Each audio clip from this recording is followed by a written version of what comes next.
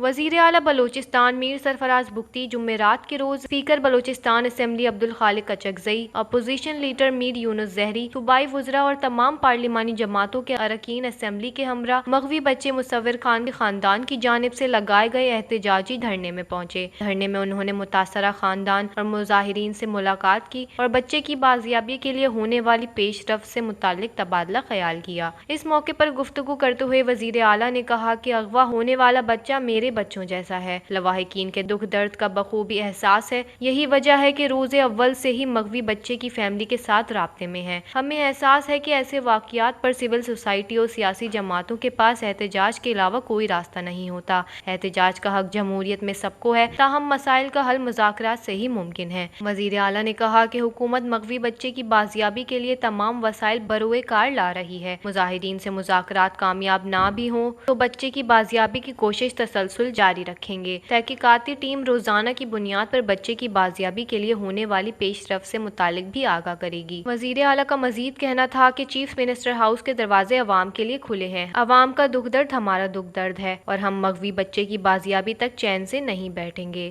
وزیر اعلیٰ بلوچستان سے مذاکرات ہونے کے بعد دھرنا کمیٹی نے اغوا کے خلاف ہونے والے دھرنے کو 10 دسمبر تک ملتوی کر دیا اور تنظیم چوک بھی 14 روز بند رہنے کے بعد کھول دی گئی۔ وش نیوز، کوئٹہ، بلوچستان۔